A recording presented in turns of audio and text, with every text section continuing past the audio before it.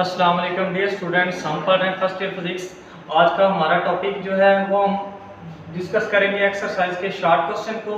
तो सबसे पहले हम इसके क्वेश्चन नंबर 1 की बात करते हैं। उसकी स्टेटमेंट ये है कि what is difference between uniform and variable velocity. मतलब हम यूनिफॉर्म और जो वेरिएबल वेलोसिटी है उसमें डिफरेंस नोट करेंगे कि हमारे पास यूनिफॉर्म और वेरिएबल में डिफरेंस क्या है। नेक्स्ट उसने कहा है from the explanation of variable velocity define acceleration give S a unit of velocity and acceleration. तो हमने वेलोसिटी और एक्सेलरेशन के क्या यूनिट भी देने हैं। तो बच्चों सबसे पहले हम देखते हैं कि हमारे पास यूनिफॉर्म और वेरिएबल वेलोसिटी में क्या फर्क है। तो डिस्कस करते हैं सबसे पहले यूनिफॉर्म वेलोसिटी को। यूनिफॉर्म वेलोसिटी, तो अगर हम यूनिफॉर्म वेलोसिटी की बात करें बच्चों तो इसमें हम डिस्कस कर लेते हैं। अगर कोई हमारे पास बॉडी है, अगर तो वो इक्वल इंटरवल ऑफ टाइम में इक्वल डिस्प्लेसमेंट कवर कर रहा है तो हम कहेंगे कि उसकी यूनिफॉर्म क्या हमारे पास वेलोसिटी है। If body covers equal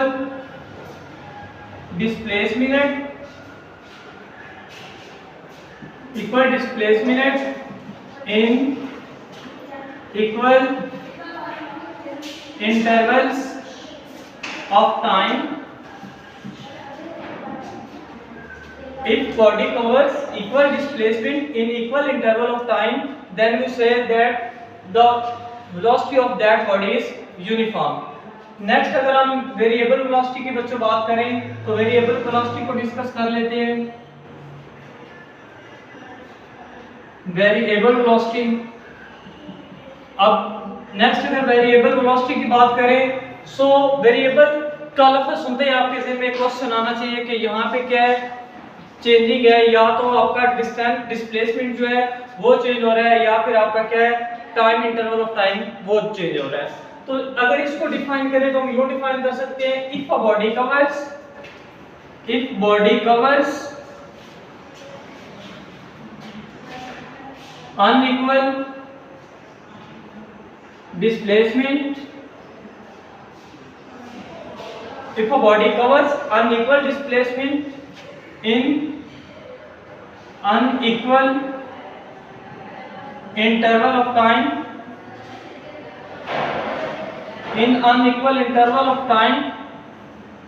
is called variable velocity। अगर हम वेरिएबल वेलोसिटी की बात करें तो वहां पे डिस्प्लेसमेंट की जो कवरिंग है वो हमारे पास क्या होगी, अनइक्वल होगी इन अनइक्वल इंटरवल ऑफ टाइम। तो ये हमारे पास बेसिक डिफरेंस है कि यूनिफॉर्म की बात करेंगे तो इक्वल डिस्प्लेसमेंट होगा in equal interval of time. Next अगर हम वेरिएबल की बात करेंगे तो अनइक्वल डिस्प्लेसमेंट होगा इन अनइक्वल इंटरवल्स ऑफ टाइम। तो ये है basic difference between uniform velocity and variable velocity. Next बच्चों हम डिस्कस कर लेते हैं कि हमारे पास एक्सेलरेशन क्या होता है।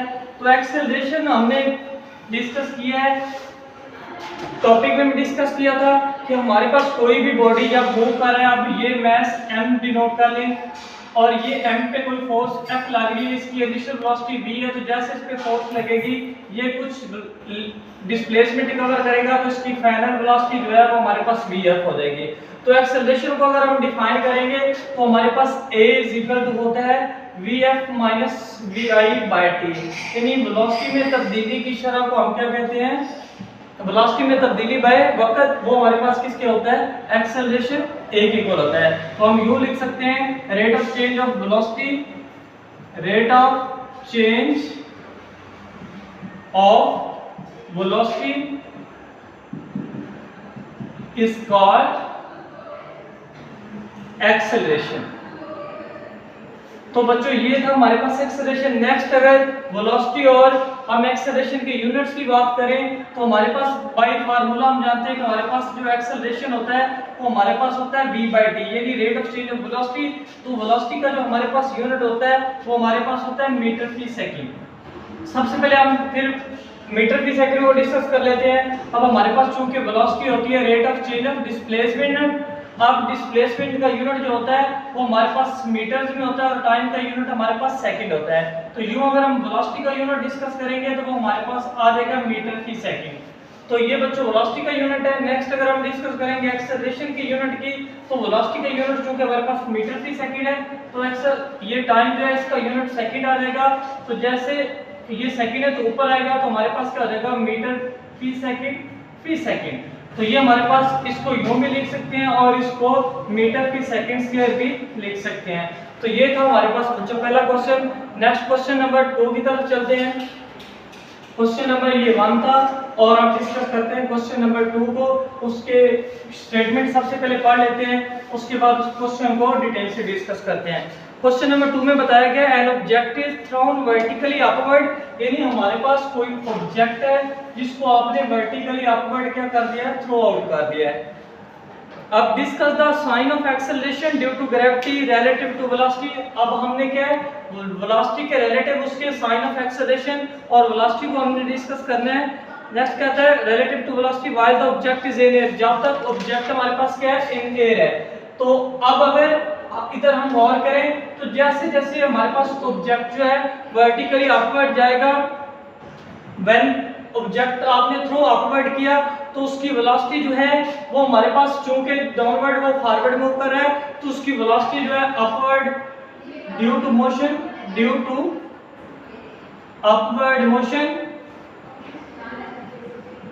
ड्यू टू अपवर्ड मोशन उसकी वेलोसिटी जो है वो पॉजिटिव है। Velocity is positive. बट अगर नेक्स्ट हम बात करें, अब ऑब्जेक्ट जैसे हमारे पास ये ऑब्जेक्ट है, ये अपवर्ड मूव करेगा तो इसकी वेलोसिटी जो है वो तो हमारे पास क्या रहेगी, पॉजिटिव रहेगी। लेकिन इसका जो एक्सेलरेशन है, एक्सेलरेशन ऑफ ग्रेविटी, वो हमारे पास क्या है, ग्रेविटी की वजह से वो क्या है, नेगेटिव रहेगा। चूंकि एक्सेलरेशन ये अर्थ सरफेस से क्या है, अपवर्ड मूव कर रहा है, तो इसका acceleration due to gravity will be negative. Acceleration due to gravity will be negative, यानी एक्सेलरेशन जो हमारे पास होगा वो हमारे पास नेगेटिव होगा ड्यू टू ग्रेविटी। तो अगर तो हमारे पास दोनों ऑब्जेक्ट्स हैं, अगर ऑब्जेक्ट हमारे पास अपवर्ड हम थ्रो कर रहे हैं तो वो हमारे पास क्या होगा, उसकी वेलोसिटी जो है वो पॉजिटिव होगी, बट उसका जो एक्सेलरेशन ड्यू टू ग्रेविटी है वो हमारे पास क्या होगा, नेगेटिव होगा। अगर आप कंसीडर कर लें हमारे पास कोई ऑब्जेक्ट डाउनवर्ड मूव कर रहा है तो उसका एक्सेलरेशन जो होगा और जो उसकी वेलोसिटी v होगी, एक्सेलरेशन जो g के इक्वल आ रहा है, ग्रेविटेशन एक्सेलरेशन, वो दोनों क्या होंगे, पॉजिटिव होंगे। उसकी वेलोसिटी भी हमारे पास क्या होगी, पॉजिटिव होगी, और हमारे पास उसका एक्सेलरेशन भी क्या होगा, पॉजिटिव होगा। तो ये तो हमारा क्वेश्चन नंबर 2। नेक्स्ट डिस्कस कर लेते हैं हमारे पास क्वेश्चन नंबर 3 को। क्वेश्चन नंबर 3 उसकी स्टेटमेंट पढ़ लेते हैं, बाद में उसके आंसर को डिस्कस करेंगे। तो क्वेश्चन नंबर 3 में स्टेट किया गया है, can the velocity of an object reverse direction when acceleration is constant, यानी किसी भी ऑब्जेक्ट की वेलोसिटी जो है क्या रिवर्स डायरेक्शन में हो सकती है अगर उसका एक्सेलरेशन हमारे पास क्या है, कांस्टेंट है। यानी हमारे पास एक्सेलरेशन जब कांस्टेंट है, a इज इक्वल टू हमारे पास कांस्टेंट है, तो उसकी वेलोसिटी क्या हमारे पास रिवर्स डायरेक्शन में हो सकती है, रिवर्स डायरेक्शन। क्वेश्चन ये किया गया कि अगर किसी ऑब्जेक्ट का एक्सेलरेशन कांस्टेंट है तो क्या उसकी वेलोसिटी रिवर्स डायरेक्शन में हो सकती है। If so give an example, अगर ऐसा है तो एक एग्जांपल दें। अब अगर हम इसके आंसर की बात करें तो यस, ऐसा पॉसिबल है when acceleration is constant, yes when acceleration is constant, जब हमारे पास जो एक्सेलरेशन है वो हमारे पास कांस्टेंट है तो वेलोसिटी क्या हो सकती है, रिवर्स डायरेक्शन में हो सकती है। अब चूंकि ये ऐसा है, वेलोसिटी अपवर्ड डायरेक्शन में क्या होती है, पॉजिटिव होती है, लेकिन एक्सेलरेशन ड्यू टू ग्रेविटी क्या होता है, हमारे पास एक्सेलरेशन ड्यू टू ग्रेविटी हमारे पास क्या होगा, डाउनवर्ड होगा। अगर डाउनवर्ड होगा तो अब ऑब्जेक्ट के हाईएस्ट पॉइंट की तरफ मूव करेगा, then move down not its velocity. जब ऑब्जेक्ट क्या है हमारे पास अपवर्ड मूव करेगा तो उसका वेलोसिटी जो है वो पॉजिटिव होगा, लेकिन उसका एक्सेलरेशन ड्यू टू ग्रेविटी हमारे पास क्या होगा, नेगेटिव होगा। अब जब एक्सेलरेशन नेगेटिव होगा तो अब कुछ हाइट पे जाके जैसे पीक वैल्यू तक जाएगा अब ऑब्जेक्ट को आपने ऐसे थ्रो किया, ये कुछ हाइट h तक मूव करेगा, लेकिन हाइट पे जाके इस पॉइंट पे जाके वो एट रेस्ट हो जाएगा और उसके बाद वो क्या है डाउनवर्ड मूव करना शुरू कर देगा। तो अब एक्सेलरेशन अगर कांस्टेंट रहा तो हमारे पास उसकी वेलोसिटी क्या हो जाएगी, मतलब उसकी वेलोसिटी हमारे पास क्या होगी, रिवर्स डायरेक्शन में होगी, नेगेटिव हो जाएगी। तो ये था हमारे पास क्वेश्चन नंबर 3 का आंसर। नेक्स्ट हम डिस्कस कर लेते हैं क्वेश्चन नंबर 5 को। 4 वाला चूंकि हमने नहीं करना, वो मल्टीपल क्वेश्चन है, उसकी स्टेटमेंट में अगर डिस्कस करें तो बी आएगा। A man standing on the top of tower throws a ball straight up, यानी कोई हमारे पास टावर है। क्वेश्चन नंबर 5 को हम डिस्कस कर रहे हैं। क्वेश्चन नंबर 5, हमारे पास ये कोई टावर है, अबव द अर्थ ये हमारे पास कोई टावर है, यहाँ पे कोई मैन खड़ा है। अब वो क्या करता है, कोई चीज थ्रो करता है, बॉल थ्रो करता है, velocity vi and at the same time throw a second ball, यानी हमारे पास वो कोई वेलोसिटी vi से बॉल थ्रो करता है, एट द सेम टाइम वो वेलोसिटी v2 से क्या करता है दूसरा बॉल भी थ्रो कर देता है। अब नेक्स्ट उसने कहा है throws a second ball straight downward with the same speed when ball will have larger speed when it strike the ground, ignore this direction। अगर हम इस डायरेक्शन को इग्नोर कर दें तो क्या दोनों बॉल्स सेम टाइम पहुंचेंगे। तो हम इसका क्वेश्चन, इसका आंसर की बात करें तो जो बोथ बॉल्स हैं, both balls reach at same time. अब दोनों बॉल्स क्या हैं, at reach at same time, यानी दोनों बॉल सेम टाइम पे क्या करेंगे, अर्थ के सरफेस पे आके स्ट्राइक करेंगे। तो इसकी रीजन यही है कि ड्यू टू ग्रेविटी, जो भी ऑब्जेक्ट, रीजन ये है due to gravity both balls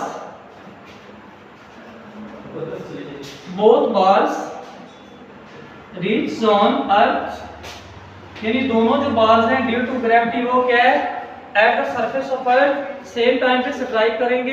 it will come down eight the same point with the same speed, और दोनों क्या है सेम पॉइंट पे सेम स्पीड से क्या आएंगे, वापस आएंगे, उनकी वेलोसिटी में कोई डिफरेंस नहीं आएगा। नेक्स्ट हम क्वेश्चन नंबर 6 की बात करते हैं।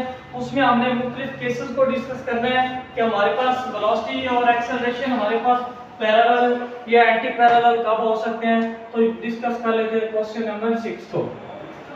बच्चों अगर क्वेश्चन नंबर 6 की बात की जाए तो उसमें उसने ये कहा हुआ है explain the circumstances in which the velocity and acceleration of a car, यानी हमारे पास कोई कार है जो हमारे पास मूव कर रही है, तो हमने उसके सर्कमस्टेंसेस को डिस्कस करना है कि हमारे पास अगर उस पे हम मुख्तलिफ कंडीशंस लगाएंगे तो उस कार के एक्सेलरेशन या उसकी वेलोसिटी पे हमारे पास क्या इफेक्ट पड़ता है। तो सबसे पहले एक कंडीशन उसने जो लगाई है वो है हमारे पास पैरेलल, यानी हमारे पास पैरेलल में ये आएगा कि हमारे पास किसी भी ऑब्जेक्ट की वेलोसिटी और क्या है पैरेलल कब होगी। तो अगर तो बच्चों हमारे पास कार जो है when the velocity of car is increasing, अब जब कार की वेलोसिटी इंक्रीज कर रही है तो उसका एक्सेलरेशन, यानी जब कार फॉरवर्ड मूव कर रही है उसकी वेलोसिटी क्या हो रही है, इंक्रीजिंग हो रही है, यानी कार जब मूव करेगी फॉरवर्ड डायरेक्शन में उसकी वेलोसिटी क्या हो जाएगी, इंक्रीज करेगी। जब उसकी वेलोसिटी इंक्रीज कर रही है तो उसका एक्सेलरेशन भी क्या करेगा, इंक्रीज करेगा। तो अब उसका एक्सेलरेशन और वेलोसिटी क्या होंगे, पैरेलल होंगे।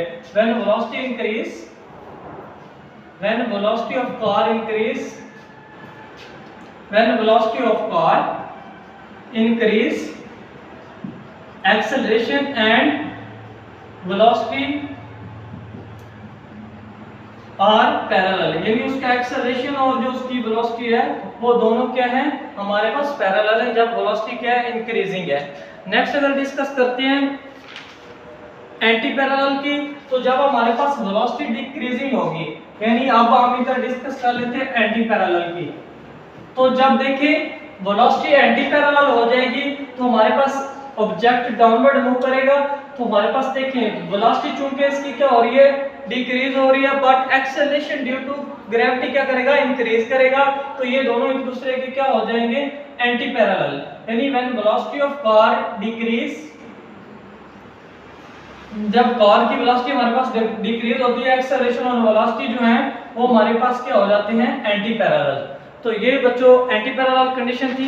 नेक्स्ट हम डिस्कस कर लेते हैं वो है हमारे पास परपेंडिकुलर टू वन अनदर, जब परपेंडिकुलर कब होंगे, जब हमारे पास कोई भी ऑब्जेक्ट है वो सर्कल में मूव कर रहा है। अगर तो सर्कल में मूव करेगा तो एक्सेलरेशन जो है वो टुवर्ड द सेंटर होगा, बट इसकी वेलोसिटी जो है वो अलोंग द टेंजेंट होगी। और जब एक्सेलरेशन और velocity, acceleration toward the centre होगा और इसकी वेलोसिटी जो है वो टुवर्ड द टेंजेंट होगी, तो हम ये कह सकते हैं कि ये वेलोसिटी, और when velocity is along tangent, when velocity is along tangent and acceleration towards radius center, then they are perpendicular to each other, then they are perpendicular to each other, तो एक दूसरे के क्या होंगे, perpendicular to each other होंगे। Next हमारे पास last condition है, वो हमारे पास ये है v0 but is not 0, यानी हमारे पास वेलोसिटी जो है वो 0 है और हमारे पास जो एक्सेलरेशन है वो 0 नहीं है। तो इसका आंसर ये है कि जब ये आपके पास कोई कार है, अगर ये मूव कर रही है, तो जब आप जैसे ब्रेक अप्लाई करेंगे तो हम हमारे पास क्या है, इसकी वेलोसिटी क्या हो जाएगी, 0 हो जाएगी, यानी इसकी वेलोसिटी क्या हो जाएगी, 0 हो जाएगी, बट इसका एक्सेलरेशन जो है वो 0 नहीं होगा। तो एक्सेलरेशन क्या रहेगा, कांस्टेंट रहेगा, लेकिन वेलोसिटी इसकी क्या हो जाएगी, हमारे पास 0 हो जाएगी जब हम ब्रेक अप्लाई करेंगे। लास्ट वाली जो कंडीशन है वो हमारे पास ये है a0 but v is not 0, यानी एक्सेलरेशन जो है वो हमारे पास 0 है बट उसकी वेलोसिटी जो है नॉट 0। हमारे पास ये कार जब हमने ब्रेक अप्लाई की तो इसकी वेलोसिटी क्या थी, 0।